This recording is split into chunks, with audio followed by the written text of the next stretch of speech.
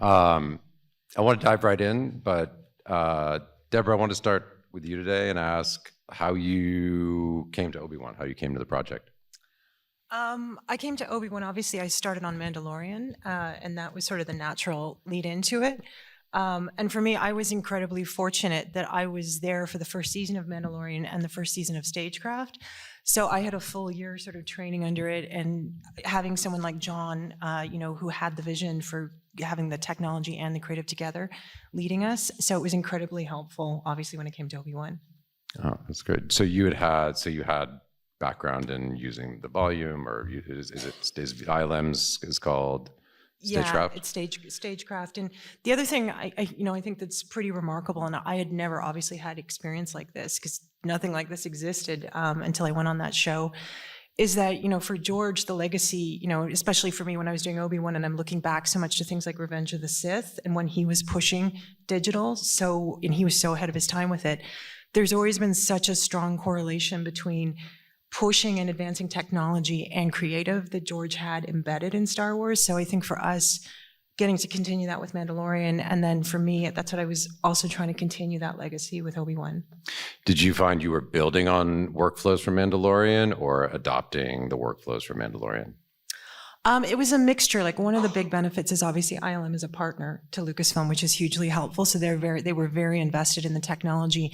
And even for me, I think I was shooting 2 years. COVID was in the middle there, so it was a bit complicated. But it was 2 years after we did Mandalorian for me, and the technology had already advanced. I'm sure you guys have found the same thing.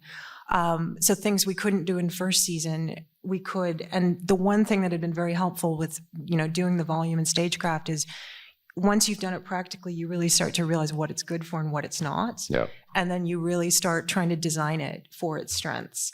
And that was something, that I wouldn't have known, obviously, if I hadn't gone through Mandalorian. And that's a big thing that I found with Stagecraft, is that it's not a be-all and end-all. Like, you really need to try to use it to be the most effective tool.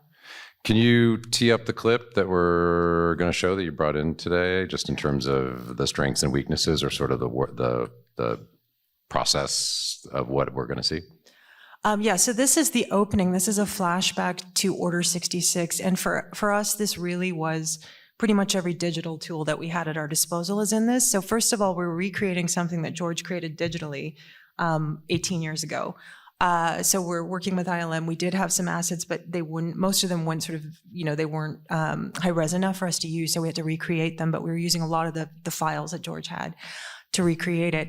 So what this is it's essentially 2 shots, and it was 2 different builds where it's a practical set built with a volume build. So conceptually, right from the beginning, we knew we were trying to do this with practical and conceptual, and there's 1 cut in the entire thing.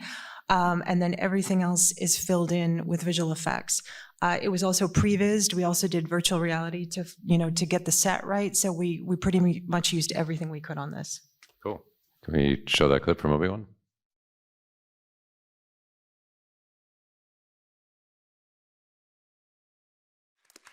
Kids, one of the biggest problems with the volume is you run out of real estate. So those little kids running, there's a digital takeover, because when we shot it practically, they're just standing at the wall with nowhere else to go for half that shot.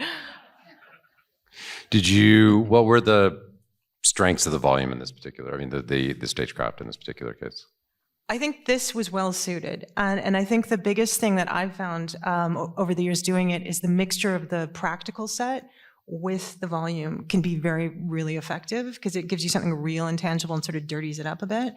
And I think given that this is obviously a night that was very memorialized in Revenge of the Sith, it had to look exactly like it did that night. Yeah. So there was no room for not having this look that way. Did you find sets like the landing pads and things like that, where it's more just naked Stagecraft more tricky, or were you happy with those results, or how did that feel when you were working with no practical set? I think, for me, we did do some obviously like that, but sometimes I think it can look too perfect, where it's like maybe it's just also because I've done so many of these sets at this point, where you start to feel the proscenium nature of it, where I can feel the stage of it. So I think over time, like what I've found, and a lot of the stuff I've also seen The Mandalorian, as the seasons have gone on, what I've loved that they've done is the more you dirty it up, Yeah. I think the better it looks. The more you junk it, the more perfectly imperfect it is. And especially the floor, because it's a dead giveaway to me always when you see this perfect sand that's exactly like this. Right, so the more you can rough up the sand or more you can rough up the floor, the more I think it helps. Crazy. Gandja, the sequence you brought in today is totally insane. How did this particular, before we talk about the clip, how did this episode land on your watch?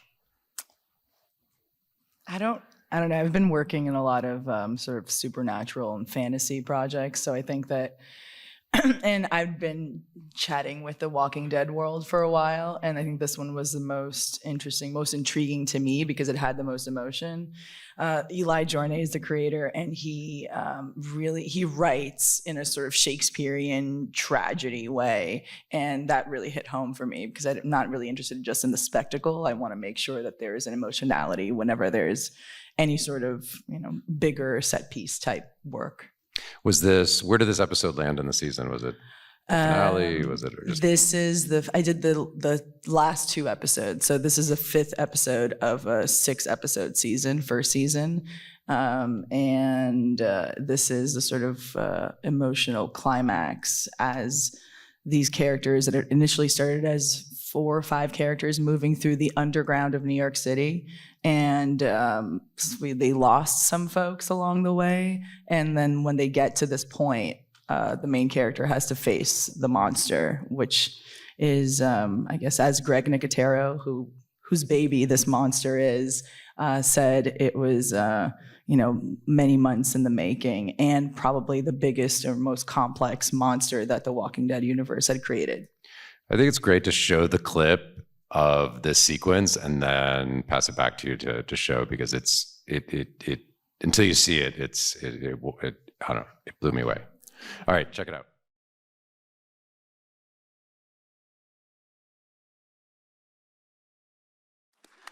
Looked like every modality from like over the years was incorporated into this. Like, how did tell us about that? Okay, yeah. So it was complex because not only did the creature have to move towards her, but then it also towered over her, and then it fell on top of her. So because of that, we had to use a human in a suit with puppets because it's a 4-headed monster. Right? That's the idea. We called him the Walker King. So this idea that we had to reveal the extra heads or the extra entities within this being, and that was animatronic. So that was being operated by puppeteers. The arms, the limbs were also operated by puppeteers, physical puppeteers. So no digital technology involved or no electronic anything.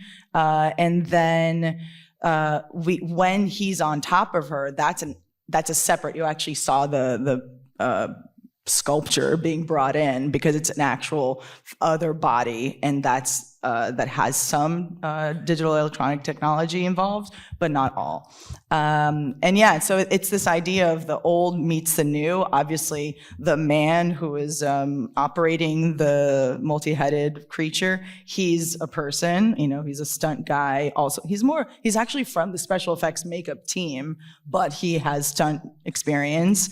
And so the videos that you saw of him in the space, that's actually a rehearsal day where we're trying to figure out the physicality. I used to dance and, used to act, so I'm very concerned about how people and humans and creatures move through space. So we had to get the timing right because it also had to do with the camera choreography on the techno. Now, did you have a good lead time on, like you said, Greg Nicotero birthed this? Was there a concept around it, like how these walkers fuse together? Did he have some kind of backstory to it? And then did you get to be involved with some of the behind the scenes that we saw in terms of process? Yeah, so when I came on, they had been designing the creature and had just molded it. So there's one little bit of the video where you see the maquette, essentially, of the creature, the model moving. But the idea is that they have been traversing these tunnels, and there's dead bodies all along the tunnels. And there's a few walkers, there's a few zombies in there, but not too many, especially not to the point to scare them to stop or to go back. Actually, they have no other route out. So this is a fusion. In my mind, the way I approached it, it's actually the embodied trauma and pain that Maggie has experienced as she's, there's a lot of back history. There's 11 seasons of The Walking Dead. And so that to me was a manifestation of all her pain, all her anger, and all the madness of this journey, because she's been having to go through it with her arch nemesis, or the person who killed her husband. Oh, that's great. That's great. Is there, was there anything going back on terms of all the stuff that went into how it worked that going back, if you had to do it again, would you do differently? Our main challenge in this tunnel sequence, which is the entire episode essentially, is the fact that we didn't have enough. It's a really ridiculous problem, but we didn't have enough dead bodies to dress the space. Is everybody moving around? Trust me, it was crazy because we shot throughout the sequence, we shot a mixture of practical locations, a couple of tunnels in Jersey, and we actually built the tunnel. So this location, it's actually a set built on a location. It's a salt deposit in Hoboken. And we had to find a place that actually had the bones of what we might need. So the build was actually minimal. And so that to me was actually the biggest problem. It was a lack of dead bodies, because it took away from creative time in order to add this logistical problem on top of it. So of course there's set extension, but there's also dead body augmentation, and that's also present here. So the VFX supervisor, he wasn't just removing the green men, the puppeteers, but he was also adding some texture and making sure that it felt as creepy as I'd wanted it to be. So we're always, of course, facing financial, budgetary challenges. Sure. I think we would talk too that like on Aliens, Jim Cameron only had like 3 full alien suits and a couple of heads and had to make it turn into all of that. So it didn't, none of the seams showed. How many days did that clip take to shoot? That bit of the sequence, which also involved them walking up, that big wide, you see them walking up to the cavity, that was 3 days. Okay. Yeah, because we really had to break up the shooting of her interacting with the creature, because it was very physically impossible, because we had to get camera behind her to get an over, and obviously she had to be on a platform. So there was the platform part of the shoot, and then there's the man in a suit part of the shoot, and then there's. Did you do all those together? Like, was the man in the suit like, and then you got all that shot, or did you have to keep? It was all block shot. Yeah. Block shot, okay. Chris, you brought in a great clip today that dissects like virtual production, I think in a way that if anybody isn't familiar with it, can really get a sense of how it's all like works and comes apart. And kind of similar, and to build on the question I was asking Gandja, is like, what is, I've heard a lot of directors lament sometimes the process of their involvement with virtual production, that because of the long lead times on assets, often they can't contribute, or they have to have a sporadic prep schedule across months and months. First of all, how did you guys solve that over at Star Trek? Because it sounds like you are advancing that, and then I'd love you to use that to tee up what you're going to show today. Oh, cool. Yeah. Well, first of all, owe a debt of gratitude to all the filmmakers up here for their work, but especially Deborah and The Mandalorian, and all the Trekkies are going to kill me for this, but Star Trek owes a debt of gratitude to Star Wars, because when I first was told that we were making a show on the volume, the first thing all of us did is just watch the behind the scenes from The Mandalorian. So that's what we did on House of the Dragon, our, too, by the way. But that was the only place to learn, was from Mandalorian. that was, and again, we're just watching the behind the scenes and like calling each other and texting each other like, this is how we do it. You know, we've been given the keys to a $10 million Ferrari, and no one tells you how to turn it on. And it's like being a 16-year-old going to the prom in dad's car and like, let's just floor this thing. So the fun thing about the volume is that it's something that can break. It's an F1 car. It's not a muscle car. It's something that is very easily broken. And that in that way, it is a DGA problem. And of course, because of who we are, a DGA success story. And Star Trek isn't made for HBO or Apple or one of the bigger streamers. It's made for Paramount Plus, which is a fancy name for CBS. And so we were tasked with making this technology work on a procedural schedule and budget. It's like, hey, you know how we made CSI? Go make Star Trek that way. Like, okay. So, but despite their lack of care, it actually, unintentionally, worked out great for directors. And what I mean by that was we had to figure out a way to use this technology in a 10-day prep, 12-day shoot, and by 12-day shoot, 10 plus 2 tandem days. So we had to take this technology and make it work for a CBS schedule. And we failed miserably season 1. And thank you to Daniel Tankman, if you're up here, for all the phone calls from my guest directors and me promising to do a better job. We did do a better job. We learned the technology. We figured it out by season 2. And I just saw one of our season 2 guest directors here. Just backing up a step. So you were calling the DGA, people were calling the DGA because they were trying to understand their creative rights in the process. Like, what was the... Absolutely. And I was reaching out ahead of time. I mean, my job, and I know your job too, is to be not to be a director cop or to shoot for other directors, but as to promote them and to take every guest director and be their patron. My job is to be your patron. So I was, we were working it out, and we realized, 2000, there's this thing called the pandemic that we were dealing with, and a first-year show, and a technology we didn't understand. So season 1, by saying that we failed, what I mean is we actually took the volume shoot outside of the main production scheduled it as a tandem unit that ran the entire length of the season. And even though the show looked great, the person who suffered the most was the guest director, because most of that stuff was not shot by them, or was not shot during their normal schedule. So they were forced to make decisions like, hey, do I want to go do this other show, or do I want to come shoot 2 days of work on the volume, which is not a fair thing to ask a guest director to do. We want authorship, and we want people to create their own work. So 2 days an episode of a 12-day episode was on the volume, would you say? Oh no, I was given that randomly of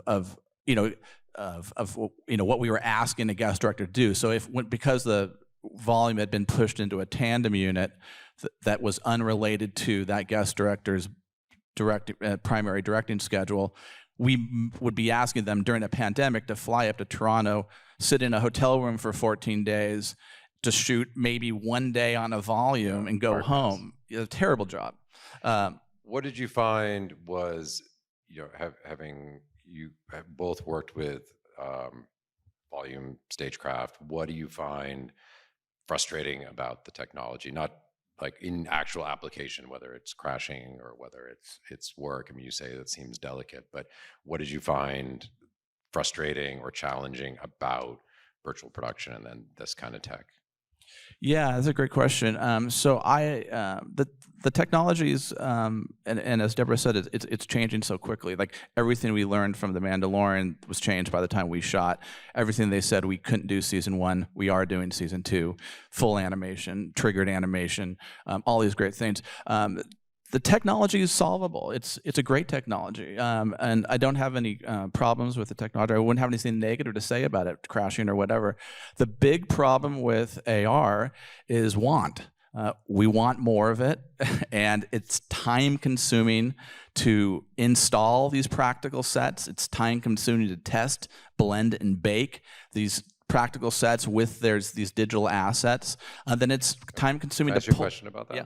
When you say baked, is there flexibility on the day for the directors to adjust their shots, or is everything prescriptive and have to be fully rendered and exactly what the director prevised or planned or storyboarded, or how does it work for you? Yeah, exactly the opposite. The director has 100% freedom to shoot whatever they want on the day. Not only that, what we've done season 2 with our schedule is that the first day of prep, a director comes in, puts on the VR goggles, and goes through all of the builds currently for their episode. They start having meaningful contribution to the palette, the color, the texture, the size of things, and most especially the lighting. So they're going into these worlds, and we save all this stuff for the lab. We front-loaded all the work that a director might be bored with or isn't essential to their storytelling, to their mood, to their tone, to their emotion, and we've saved all that stuff for the last 10 days. So every director gets to light their own set, bake their own set, blend their own set, decide how big the mountains are, how small they are, where the spaceship comes from, all the animations triggered however they want it. So within those 10 days of prep, every guest director season 2 had absolutely meaningful contribution and authorship of the worlds that we were building. But the ships, the sets, and those kind of assets had to have a longer lead time in terms of building.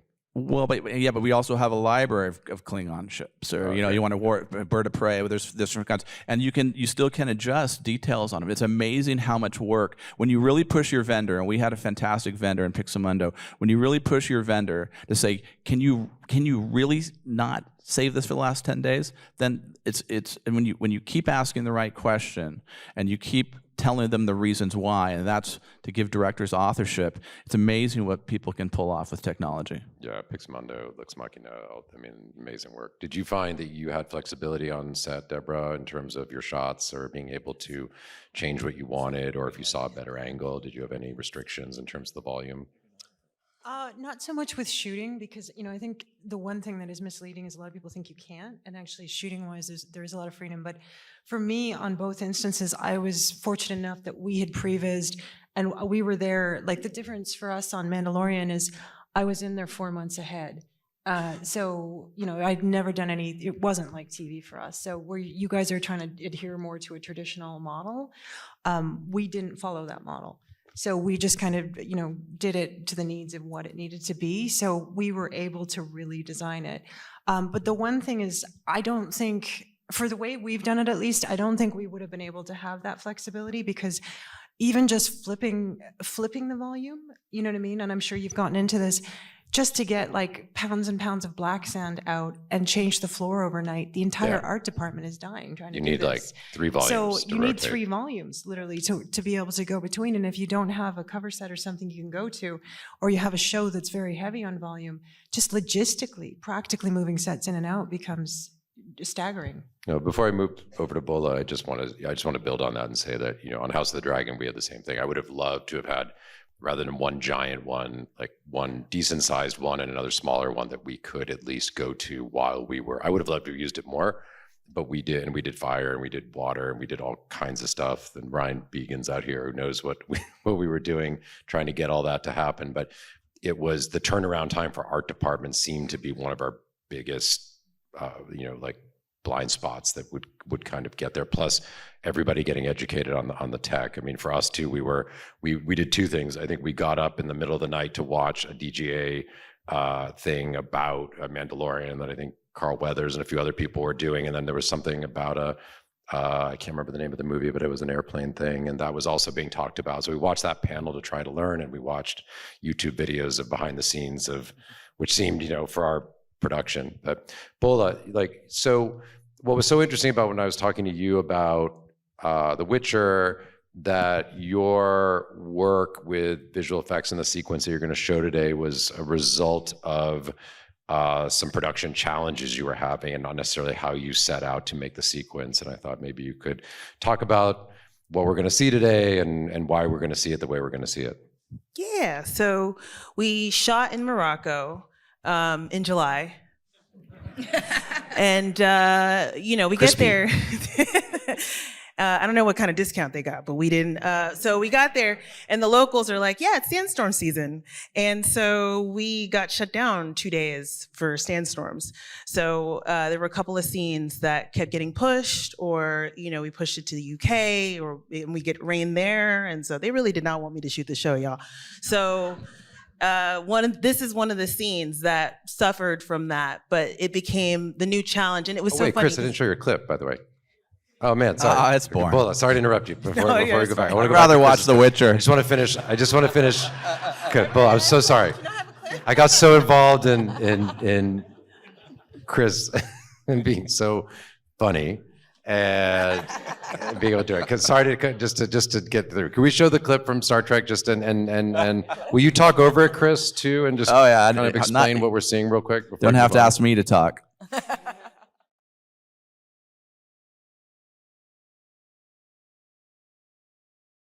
Back up. Sorry, I I wanted to can't make sure wait to that- play with my Oculus, just so I can get. And by the way, when you I've are been doing trying to VR, hire her for 5 years, so yeah, that's the only reason I'm here is to get Bola Chris on walked board. in and was like Gandja, Bola, I've been trying to hire you guys. So what was just when people do put on the VR goggles? Was that anything that you used for your sequence also in terms of? No, I mean, I wish once we ran into our challenges, when everybody's sitting there trying to figure out what do we do to pivot, and I'm sitting there like, yeah, well, let's use the volume, not realizing it takes like 6 months to prep, So that was nice to learn, but also I appreciate what you guys do. So it's really cool to hear the process and how you give your leeway to guest directors, because the turnaround is so quick. So we did it old school blue screen. We did have, sand that we brought in and used this great technology of green pool noodles to help us with these, as you'll see in the clip. But yeah, I guess I could say more after you guys watch it. Yeah. Can we show Bo's guy? And Bo, feel free to talk over it as well.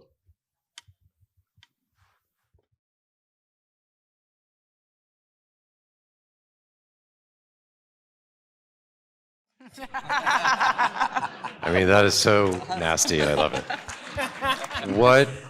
Can I ask you a question? So when you were in Morocco, is this still the sequence you envisioned when you had 360 real location? Are those boards reflective of that, or when you pivoted? How is this different from what you would have done had the sandstorm not come? This is pretty close. So, we did storyboards. We did 2 rounds of storyboards, and then there was an animatic. There were 2 stages of an animatic, and that was the last one, which I'd never worked with that before, and they were really quick. Our VFX teams all around just fucking awesome, because the way they turn around that kind of stuff is really cool and helpful, because then everybody's on the same page.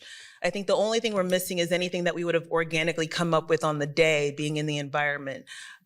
So that is the space that we were going to shoot in. They took a bunch of photos, panoramics, and they recreated the environment digitally. But yeah, that's pretty close to what it was, especially underneath when she's under the monster. Those are the pool noodles that are she's avoiding as she's crawling around. And then we've got mortars underneath that are blowing up more dirt to make it feel a little more violent, a little more shaky, so that you're in there with her. It was a lot of inspiration from Tomb Raider, shout out Angelina Jolie, that was my shit right there. And, Monster Hunter, which was a Mila Jovovich movie too. So that slow-mo of her grabbing the rock and heading and hitting him with it there was a lot of inspiration from that. Did you find, is there any, now going back or looking back on this and technology, a lot of people have spoken about technology evolving so quickly. Is there any new tech or other modality that you would want to use or would have used or like to have added to this sequence? And if so, how? You know, as we're talking about these AI things and really trying to hone into the fact that it is a tool and it only goes as far as the person using it, right?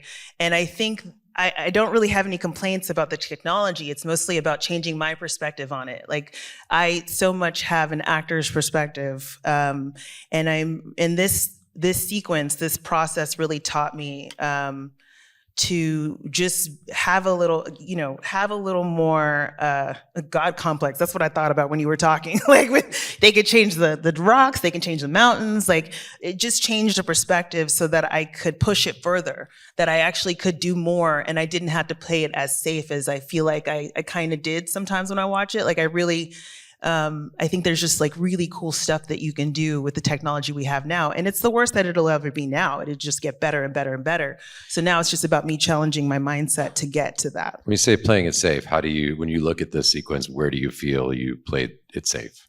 I think, well, like, I watched Deborah's, your stuff is so elegant. You know what I mean? Like, it's, you know, it's just, it's so seamless. It's 2 shots and it really is dynamic. And I have some good stuff. Like, so her carrying the rock, that was supposed to start from behind her and really curve around and meet her with the monster in a close-up. And we didn't really have the range. So that's one thing that did get cut up, that got lost in losing the location, because we had a Technocrane that was gonna move with her and the speed and everything. You know, but I think that there's more tricky stuff that you can do, you know, parallax, like working with that. I think sometimes I'm a little afraid to mess with that because I don't want to cause too many issues, but I think we Was can your do better. blue screen, how far did it wrap around? It was a good curve. It was pretty tall. The stages in the UK are really big. So, but I think we also were using part of a stage, you know? So, you know. So, well, Gandja and I were both on The Witcher in the same season. So it was really nice to run into her during prep. And yeah. I think that in terms of the difference between you guys and your use of stagecraft and yours, I think we were very much operating on the side, you know, because it was the production was very limited considering the success of the show and the scope of the show. Basically, I had 14 days per episode. What'd you have? Yeah, I think I had more prep, but that's because we were shooting in Morocco. But it was more jarring because it was like a week there, came back, everybody's focused on Morocco, right? Then we go to Morocco, shit happens, and then we come back, and then it's like, oh yeah, we got a whole nother episode to do, but a week to do it, like a week to prep it. So it was that kind of a thing. And Chris and Deborah, do you have full wraparound 360 volume for in terms of your access? Like, what was your sets like on stagecraft and volume? No, the one for us, you know, we had the opening, and oftentimes, so it would become like a giant Jenga puzzle sometimes, where you're figuring out, you know, if you want the reverse, you can spin the screen, but if you have any practical elements, then you've got to spin the practical elements. Right. You know what I mean? So I remember it just trying to break down a walk and talk ended up being like 4 volume loads, and art department flipping it 3 times. Chris, did you find anything about art department being able to imagine, like, even though you're in this kind of oval space or round space of LED screens, can they imagine kind of the multidimensional shapes that the volume can take on? Or I know on House of the Dragon, there was a tendency to kind of drop the altar in the middle, or, I mean, I thought our bridge sequences looked pretty great on the volume, but there was anything else I felt it was like they kind of treated the volume walls like the wall of the set versus sort of the expansive, you know, nature that it could be. What did you find? Yeah, that's a great point, and became a showrunner gripe by season 2. Is just even though there's nothing logical about designing something that is an oval set or a round set or a horseshoe-shaped set, somehow, at least season 1, our brains just went there. So we really broke that part of our brain with our virtual art department, and Jonathan Lee, our production designer, one of the key people of the virtual art department. Just think of anything that wasn't oval, anything that wasn't round, anything that wasn't centered. So that became a big mantra for season 2. And I just want to say a quick thing about Deborah comment about we're also on a 270-degree oval, and again, like when when you're thinking, oh, this is so great, I'll just French reverse this entire volume and just shoot I don't even have to turn anything around, just French reverse it and turn it back. And oh shit, there's a spaceship in the middle. How do I turn that thing around? So sometimes when you French reverse to get the right background, you then have to save your close-ups because you're shooting above or around some of the less easy to French reverse objects that are in the middle of the volume. The volume that we had in Leavesden was, had a wall that could close it in, but then you had access issues. So we never really ever put it down and really for the 360. I'm getting the warning to start to wrap up. I did want to show last year when I was on the panel, HBO wouldn't give me any clips of House of the Dragon. So I put, even though it was going to air the next night, I did put together just the end dragon sequence from the finale and just a clip of that I wanted to show, which also shows process and shows us working with Rain on the volume that we can show, and then we can grab whatever we can grab in the last couple minutes. Just with this sequence real quick, there was nothing really scripted beyond the emotional beat. So Pepe and I, my DP, we over sausage rolls and tea when we were in London, and our iPhones and some toys started to come up with a sequence. So this takes you from me in my pajamas and to us on the final air. So we could show that clip.